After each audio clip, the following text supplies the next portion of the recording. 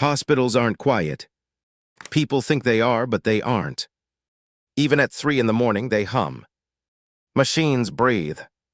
Vents whisper. Doors sigh open when no one's there. I've worked nights for 8 years. Everyone asks why I prefer the graveyard shift. I used to say it was calmer. No visitors, no doctors storming in, no chaos. Just routine. But quiet doesn't mean calm. It just means you can finally hear everything else. I work in a small hospital in Indiana.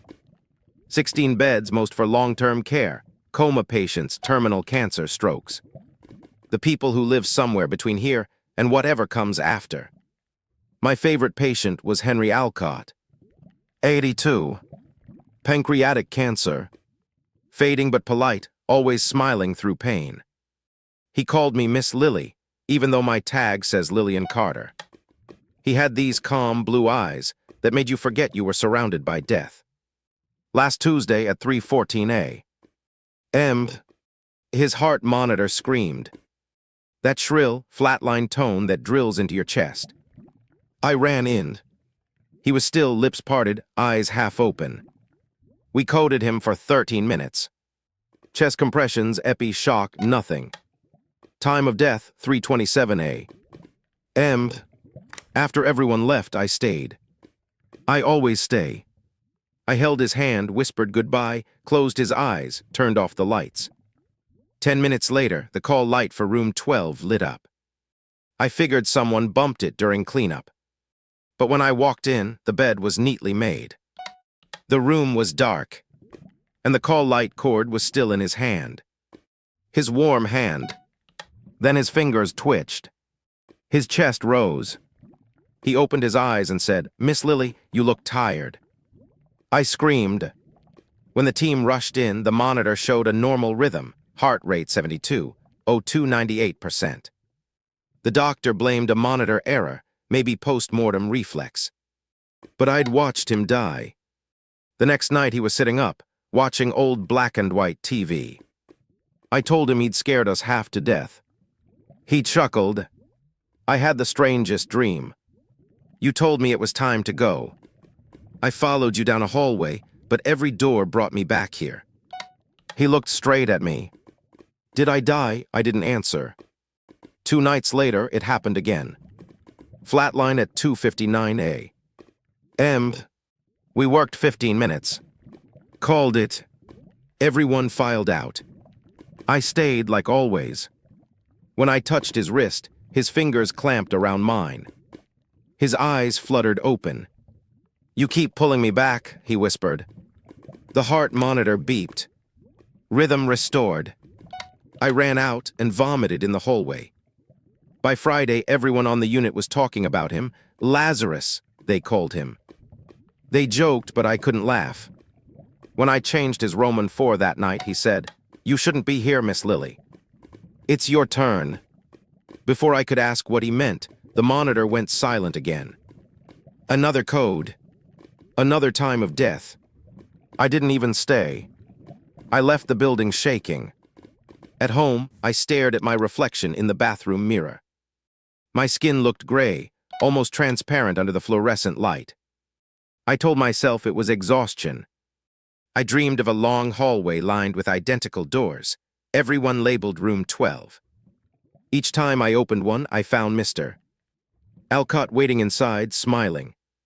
I woke up at exactly 3:14 a.m. to my phone ringing. The hospital's number. When I answered, I heard static. Then his voice. "You're late for rounds." The next morning, I told my supervisor I needed time off. She frowned. "Lily, you've been off for months." "That's impossible," I said. "I was just here all week." She looked confused, then cautious, like she was afraid to upset me. "Lily, you were in a car accident in March. You've been on medical leave ever since." My mind went blank. Rained. Headlights. Shattered glass. A man screaming my name. Then black. I left without signing out. My apartment didn't feel right when I got there. The lights were brighter, the air colder. My key didn't fit the lock. A man opened the door, mid-40s, startled. "Can I help you? This is my place," I said. He looked at me for a long second. "Ma'am, this unit's been vacant since the tenant died last year." He reached behind the doorframe and pulled out an envelope wedged in the crack. My name was on it. Inside was my hospital badge, but not my blue one. This one was white. It read Patient L. Carter. Date of death March 3, 2023. The night of the crash. I don't remember driving back to the hospital, only the rain-slick roads and that hum in the air. No one stopped me when I walked in. The security guard didn't even look up. The halls were dim. Every step echoed too loud. When I turned the corner, room 12 door was open. "Mr." Alcott sat upright, smiling faintly. "Miss Lily," he said, "you found the right door this time." Beside him was another bed. The sheets were drawn over a body. I pulled them back. It was me. Bruised, pale, tubes snaking from my arms. A ventilator hissed. "Mr." Alcott said softly, "You kept dragging me back, sweetheart. You have to let go first." I shook my head. "No, I'm alive. I'm right here." He took my hand. His skin was warm, real. "Then why are you still wearing that badge?" I looked down. White badge.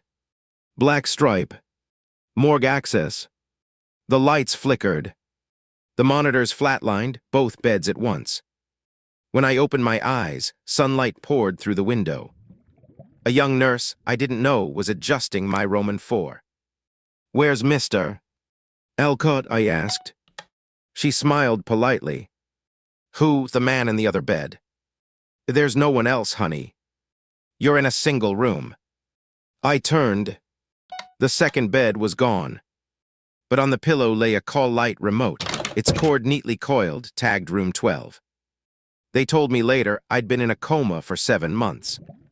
They said I'd imagined everything, my mind building stories to process grief and guilt.